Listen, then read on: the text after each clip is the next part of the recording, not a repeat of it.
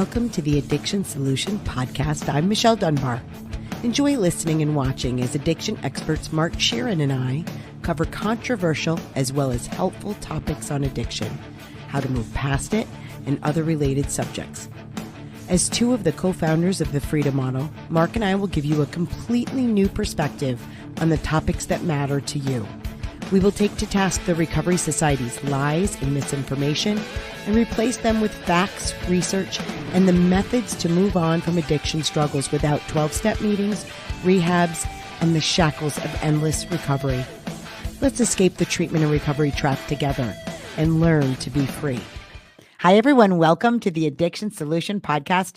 I'm Michelle Dunbar. And I'm Mark Sheeran, and we are the co-authors of The Freedom Model for Addictions, Escape the Treatment and Recovery Trap, with our colleague, Stephen Slate. We want to tell you quick about our solution to addiction coaching packages. They've become very popular. We've had really great success with them.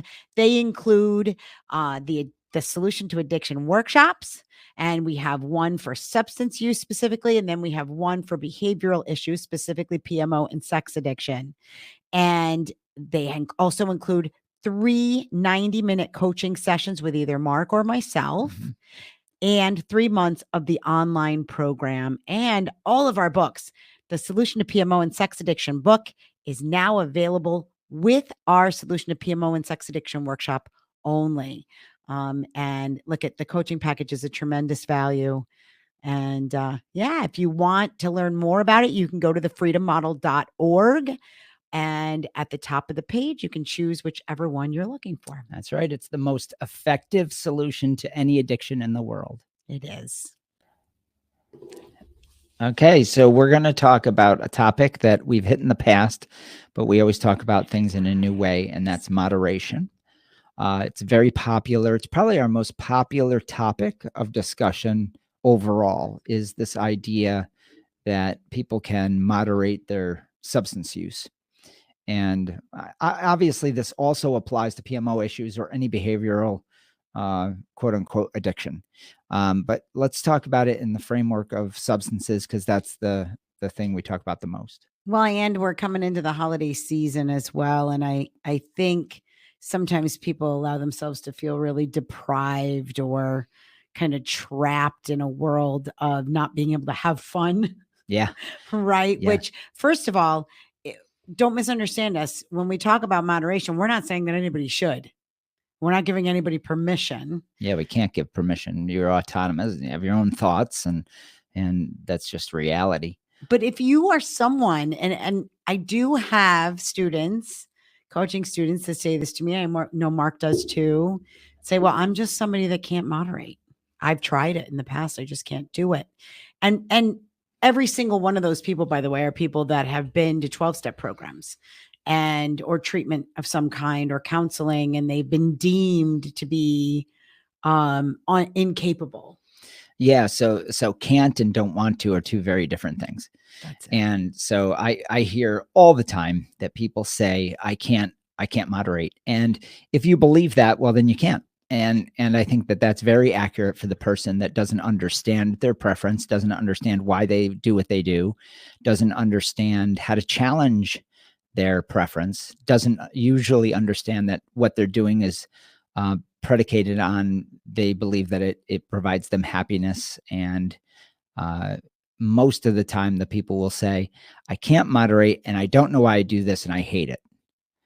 And that's a weird thing, because something that you feel you can't moderate means you super like it. Yeah. Right. To an extreme. Right. To the point to where you can't stop yourself. Right. And then they say they hate it. So they're really confused. So that if you're that person, I definitely suggest you read the entire master text, The Freedom Model, that book behind us there, and get the audio version, whatever. And listen to it in its entirety, because we start that book out with the line that anybody can moderate regardless of how bad their substance use problem is. Right. That's the number one, very first line in the book, is that anybody can moderate. And then I get people who say, oh, even though I'm smoking meth, and I say, yeah, of course. Yeah. Oh, even though I'm sticking a needle in my arm with heroin, you're saying I can moderate my heroin use? Yes, if you want to, you There are can. moderate heroin users. We actually have a chapter on it. So, I so there's this enormous amount of confusion, and the reason around moderation, and the reason we start the book that way is because moderation is the litmus test for the depth of your misinformation, the depth of Yes. your confusion. So, and what I mean by that, by litmus test, is when I say that anybody can moderate, whatever occurs in your mind, whatever you react with, tells you how deep your binge construct is. Yeah. So if you react unfavorably with fear, and I can't moderate and I have to abstain, and it's this sort of radical visceral reaction that you have, well, that tells you, and it tells me as your coach, if I were coaching you, okay, we have a lot of misinformation and confusion with this person. We got a lot to wade through to clarify. So I want you to think about that. So if you react poorly, and it really, you really feel that there's no possible way for you to moderate your usage, that just tells you that you have been given a tremendous amount of misinformation, and it's got you feeling very trapped. Yeah, it's because there's a difference. If I can get somebody to the point where they say to me, okay, I I don't want to moderate. I don't see value in 1 or 2 drinks. Then I think we're part of the way there. I'm Mhm. not sure we're all the way there, because I get people to that Oh, yeah. point, Right. right? And I know that there's still some of that in the back of their mind where they're thinking, I'll never see value in having only a couple drinks. I'll always see tremendous value in having, drinking the whole bottle. And that's kind of a halfway point of, Right. maybe I know I'm choosing, and I'm choosing because I see the value. But when we talk about getting our workshop can get you all the way there, because the goal is to devalue all of that tremendous value you see in having the bottle, Right. and having 10 drinks over 2 drinks. But then sometimes we get people to the point where they're like, now I don't see value in alcohol or drugs at all. So now I don't understand people that have 1 or 2 drinks. Do you know what I mean? Like, so Yes. there's Yes. all these varying degrees of understanding. So that's such a great monologue right there. And you should listen to it over and over for a couple of times. So there's various stages. So if somebody says to me, I have an open mind to moderation, but I don't understand how it's possible, that's workable. For sure. And then what happens a lot of times is people will end up choosing abstinence because they need enough time to figure out how to devalue what this whole freedom model thing is about, and then begin the process to maybe slowly getting to a position with understanding on how to moderate. So, and that's exactly what Michelle and I did. We abstained for many years, and then now we drink with zero problems on occasion, and it's a non-issue. But did we abstain? Yeah, I think that abstaining is a great place to start for a lot of people, especially those filled with misinformation. Not because you have to, but because it gives you the time to stay out of the habit long enough to problem solve your habit. Exactly. Have a clear mind to say, okay, now does that take discipline? I suppose if you haven't cleared up the mythology and you're still hanging on to your preference heavily, and you still have an overblown romanticized view of your substance, yes, it's going to be difficult to abstain. But here's the deal. We created the workshop as that stopgap measure, as that condensed piece of knowledge. And it's called a workshop because you're working at devaluing, like Michelle said. So your preference. So if you are starting from a point, let me summarize what I'm talking about here. If you're starting from a point where you can't see moderating as even an option, you feel you can't do it, or you would never want less than 3 drinks, or whatever that might be, right? If you're in that class of person, the workshop is a great first step because it's going to show you the overblown, romanticized vision that you have of alcohol and or drugs. And when you're able to see, maybe for the first time, that your vision of what you believe this thing does for you is actually bullshit, Mhm. it's going to rock your foundation a little bit at first, but it also is massively freeing, hence the freedom model, right? That's where the Yes. title comes from. So a lot of times in years past, we just had coaching, so we didn't have the workshop. But what we learned over the years is, oh, look at, we can teach these parts and get people, a lot of people, 100% of the way there in 2 hours. Yeah.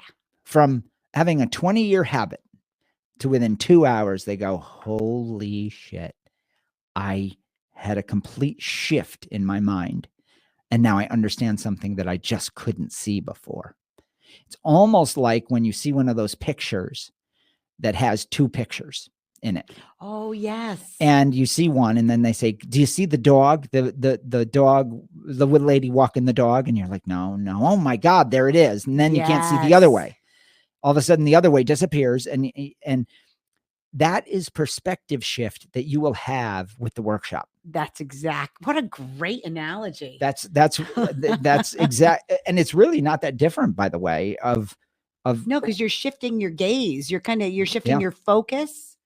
And when you're looking at one of those pictures, they're like, okay, stare at it. And then you automatically, your eyes kind of shift to see something Yeah. very, very different. And your mind will analyze it differently because somebody instructed you to do so. And it was there all the time. So I can't tell you the amount of times that people read our book, take coaching, get our workshop, and then have a quick conversation. They go, I read your book and you gave words to everything I was thinking for 20 years, but couldn't articulate. And I say, I know, because I spent 27 years writing the fucking thing. I worked with tens of thousands of people, and we put all that. So it is like that picture. We used to see the one picture, and now we are able to see the lady walking with the dog, right? Now we can see, and we just need to show people and direct them, hey, keep looking at the picture, keep listening to this book, keep doing the workshop. And if you struggle, do 3 coaching sessions. We'll get you through this. Yeah. And then your perception of alcohol will be demystified. Yeah. And boy, I'm telling you, when you know how much you've been gamed by the industry, by advertising, by health classes, the psychiatric community, big pharma, drug cartels, and that's where we start, where we demystify all the marketing and show that it's nonsense. And then we go through how you've adopted these ideas. And then if you've been to treatment, how you've taken on the addict identity and all of this stuff. And then we say, wait a minute, none of that's true. Over here, now you're going to see the lady walking with the dog. Now you're going to see, oh, I really am capable of just, this thing doesn't mean that anymore. I believed all this stuff about alcohol, about drugs, about opiates. Opiates are probably one of the most moderated substances in the world. Yeah. Right? Because there's all these people that take it as prescribed. They have surgeries. They're on it for a little while. They get off of it. I mean, hundreds of millions of people worldwide are on opiates at any given moment in time. Right. And there's only a very tiny percentage that like it so much. They seek it out, illicitly. So, while we see this huge problem with overdoses, which is a huge problem, a lot of that really stems from misinformation. And I want you to think about something. Okay. So this podcast is going to be released probably right around Thanksgiving or right before Thanksgiving. And so we're going into the holiday season. And what's happening in the world is there's all of this propaganda about, this is a hard time of year for people, and especially people with substance use problems. And this can be a triggering event for people to go off the deep end with alcohol, Yeah. right? And so they're building it up and building it up as this powerful, Coping mechanism. yeah. And people go out and they drink too much and they drink and drive, but it's the alcohol that has the power, and it's people that are weak. And it's not true at all. That's right. It's not true at all. So even when as you're trying to see alcohol differently, see the difference between looking at an image is somebody's encouraging you as you're looking at the image. Everybody around you is like that new image is there. But with this, what you're doing here, most of the people around you are going to tell you that, oh no, your thinking on alcohol is right. Those freedom model people, they're wrong, right? Even though there's somewhere where no, I know that I have power. Yeah, and you also know how many people, even yourself, who drink heavily and then don't drink heavily. And so we have a tendency to fit the narrative that we're told and start to rewrite our own history and start to ignore all the examples of moderate use, even with drugs.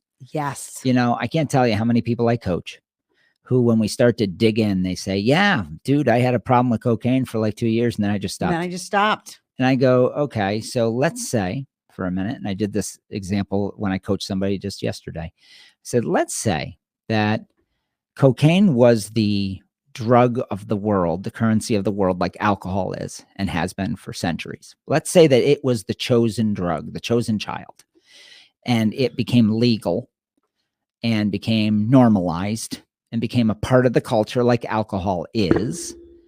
And alcohol was demonized like cocaine. Ooh. Right? And universally demonized, and it was run illicitly on the black market and drug cartels. Do you suppose that you would find it very easy to moderate alcohol use and you would find it very hard to let go of cocaine? And the answer is absolutely. Because in cultures where other drugs or other ideas or other behaviors are built up and normalized, those are the habits that have a longer tenure. Those are the habits that tend to be problematic. But yet you could cross a border, go into a different country, and the opposite is true.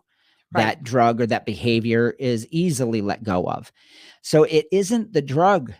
It isn't, and they'll say, I don't know what it is about alcohol. Well, I know what it is. It's your view of it. Yeah. It's your view of it. Which you learned in our culture. That's right. You learn in Western society, Mm-hmm. you know? So if you were in different parts of the Far East, for example, you would go to an opium den instead of a bar. But in America, people get over opium quite easily in comparison to alcohol. Alcohol has a longer tenure in their life because that's been normalized. So the point of all of this is what you believe about that drug, that substance, is your reality. Yep. It has nothing to do with the pharmacology. It has, even in the cases of withdrawal, it's your belief that going through withdrawal is going to be so painful, I'm not willing to do it, so I'm going to continue to drink or drug. That's a belief. When there are many people, many more people, by the way, who say, 3 days of withdrawal, I'm willing to go through with it, or 4 days or 5 days or even a week, I'm willing to go through with it and get over my problem. So there's no difference between the person that's willing to go through withdrawal to get on the other side, move on with their life, and the person that isn't, except for one thing. The person that continues to drink and drug thinks withdrawal isn't worth getting over. It's just a hoop they're not willing to go through. Maybe that's because some detox center has taught them that it's terrible, or some rehab says that, oh my God, opium withdrawal or opiate withdrawal is so bad, it's like it'll kill you, and so you're like, fuck it, I'm just going to keep getting high, and then you overdose on fentanyl. So all of these factors play into your mind, and your mind is running the show. So it becomes very hard to let go of a drug that you've built into this monstrosity, both as a negative experience and as a positive one. But that's what we do in the workshop, is we take all those factors bad, good, indifferent, and we pile it up and we say, here's a big pile of value. Let's sort through your value and say, this piece, are you capable of withdrawal? Sure you are. You're capable of going through it and getting on the other side of it. Are you capable of seeing alcohol as not a coping mechanism, because it isn't one? Yes, you're capable of seeing it that way, because many people realize it, that they can't cope. Alcohol doesn't take away their stress, doesn't take away their anxiety. It doesn't do these things. And then they move on from it. So that's a common experience. You're capable of that mind shift too. Yeah. Yeah. So don't misunderstand. I mean, some withdrawal can be dangerous. Of course. We just always have to qualify that. Alcohol withdrawal, benzodiazepine withdrawal, both can be life-threatening. So it is important to at least maybe consult a physician when you're going to do it, especially if you have already. Most of the people that we deal with have taken themselves through withdrawal more than once. Yeah. So, they usually know how to do it. No, but that's an important point to say. Yeah. I'm talking about the decision to do it. And then you would probably, in some cases, have to go to a detox to be safe. Yeah. And life-saving in some cases. And ironically, opiate withdrawal is not typically life-threatening if you're an otherwise healthy individual.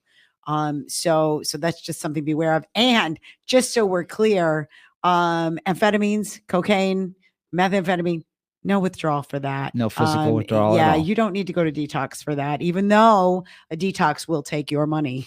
Yeah.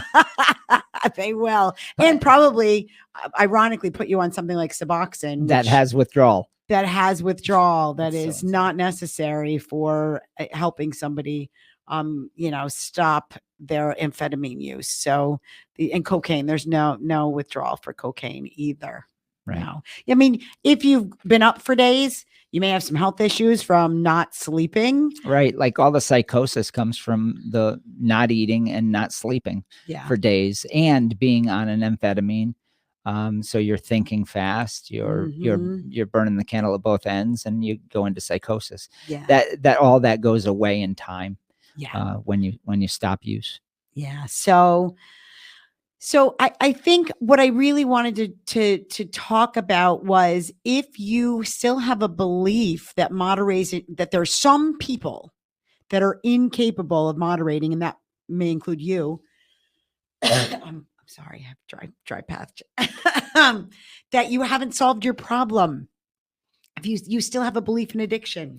Yeah, you still have a belief that it's a condition of some kind that is external to you, that's happening to you, that the drug has powers that you don't, and it all comes back to the mythology. So I really do want to push the workshop here, because when you're able to look at why you value this so much, and you're able to debunk that, it becomes really easy to move past your problem. But to understand that, you have to go through and understand, how did I build this value? Yeah. How did this happen? How did I get so bought into this idea that I'm addicted, that the drug has powers, that I don't have power, that I can't, that I'm different? I mean, that is such a profoundly diabolical and terrible thing, that you aren't capable of stopping yourself from a behavior. That's such deep mythology. It's a religious experience that you're creating for yourself. And that's why I've always said that it's a recovery religion. It has nothing to do with reality. You can change anything you want about yourself. You can devalue the experience. You can see alcohol for what it is, for the lifeless substance that it is. But the hard part is understanding how you, in your mind, are creating an icon in your life, how you're creating value in this thing, in this experience that is so big and so profound that you actually believe you can't stop yourself from behaving that way and engaging with this object. Yeah. That by the way is the definition of fetish, right? That you've given life to a lifeless thing, and then you can't stop yourself from being around it or engaging with it. Yeah. I mean, I can't say this enough, that there's a difference between liking an experience and feeling as if you need it to fill these needs, these to get these benefits every single day. And so therein lies the difference between moderate use, occasional moderate use, non-problematic, and problematic use, is that figuring out that difference of why do I feel I need it, and I need it every day, and I need to use it the way that I use it. And that's what the workshop is all about, is helping you find that your why. So, I, in the new PMO book, I wrote a section about people have strange fetishes Mm, where they're really out of the norm. Now, the belief that you can't moderate is a drinking fetish. yeah. That's what that is. Okay, it's a fetish with this object. Now, we don't term it that way. We don't look at it that way because it would never be marketed that way, because people would be embarrassed by it. But the point is, we're giving life to something that isn't actually living, and then we engage with it that way, Yeah. and we give it meaning, and we give it value, and then we build it up into this thing, and we build a relationship around that. And so in this other book that we just wrote, I was talking about, they had a show years ago with strange fetishes. Mhm. And one of the really radical ones was, there were a few people who had married a mannequin.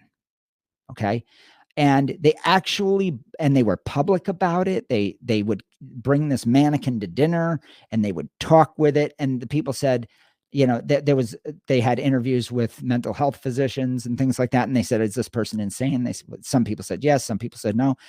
But ultimately, that person was like, I'm not crazy. This is my wife. And you know what? To that person, and they would get insulted when you would ridicule them. And they talked about their life and how hard their life was because of this abnormal fetish. Well, it was abnormal because it's out of the norm. Now, in the book, I explain this too. I'm not here to say whether that person's completely insane or not. That's not the point. The point is, human beings place value on every single thing in their sphere of influence, right down to this microphone. And that screen means something to me. I have placed meaning in it. So the idea that we wouldn't place meaning in something like alcohol, something that we engage with, Right. it's just, what value of meaning have you given it? Like, what level in your life? And when you take on the marketing speak of Anheuser-Busch for beer, for example, and you've listened to 10,000 ads saying that it's going to take the edge off, it's going to relieve, it's going to make the party better, it's going to make the camping trip better, it's going to make this better, it's find your own beach, it's going to, and then you feel the physical effects, and then you go, yes, that physical effect is making these things happen. And then you give credit. Now you have just created a fetish relationship with an object. Yes. That's right. So the meaning that you give it, that's not a small thing. That's everything. That's everything. This is why you have a problem with it. Yeah.